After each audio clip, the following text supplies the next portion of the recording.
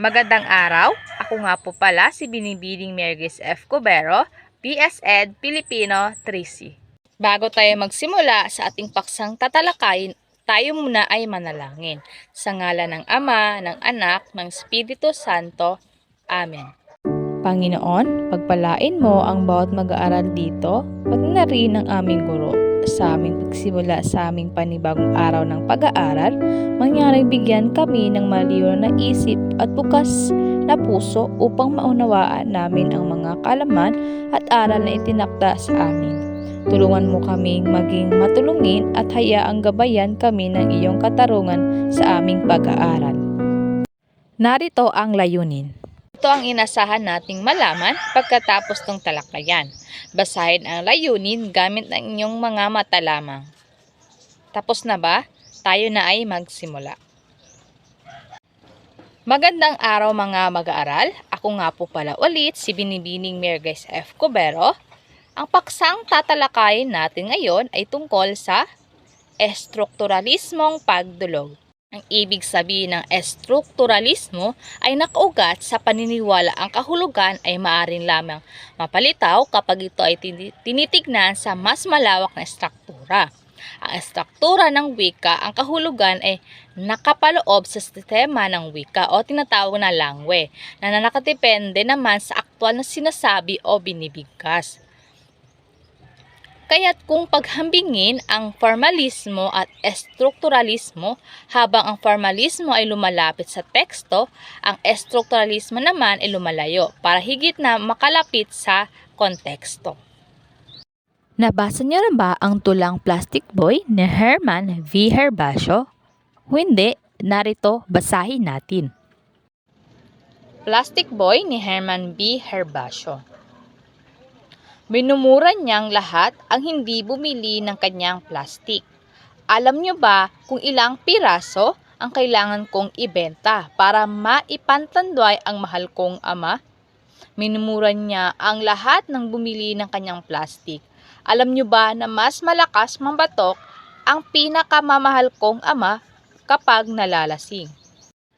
Ang tulang Plastic Boy ay nagpapatungkol sa buhay ng isang musmos na lansangan na lalaki na maagang namulat ang sariling paghahanap buhay upang matustusan ang kagustuhan at pangailangan ng isang ama. Ang ibig simbolo ng plastic ginagamit bilang simbolo ng pagiging hindi totoo ang turan. Ang salitang ito ay tumutukoy sa batang lalaki na nagbebenta upang magkaroon ng perang pambili ng tandoy ng kanyang sariling ama. Kung titignan natin, ang plastik na ito ay nakakasama sa paningin sa ating paligid at maging sa ating kalusugan. Bilang isang batang palaboy, maaari natin siyang mahintulad dito sa pangkat sa panahon natin ngayon, bawal na ang pagbebenta at paggamit ng plastik at maging sa ginagawa niyang paglalako sa bangketa o sa kalye ng isang batang katulad niya ay bawal ayon na rin sa ating batas. Nagpapakita ang bata ay pagiging plastik sa pangkat sa kabila ng kanyang dinaranas ay patuloy pa rin siyang nakikibaka at nagpapakita ng katatagan. Ang ibig sabihin ng minumura ang pagpahiwatig ng masama, masakit na salita sa kapwa. Ito ang paraan ng batang lalaki upang makuha niya ang atensyon ng pamimili. Ito ang turan niya sa pangkat nais niya ring maramdaman ng tao kung gaano kahirap ang kanyang dinaranas.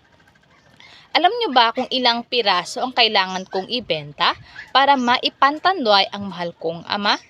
Nagpapahiwatig ito ng pagmamahal at pagpapahalaga sa sariling ama na gagawin niya ang pagbebenta sa kahit sa paraang hindi tama para makakita ng pera.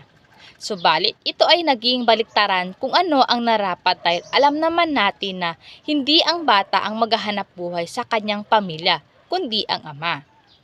Minumura niyang lahat ang hindi bumili ng kanyang plastik. Minumura niya ang hindi bumili ng kanyang plastik.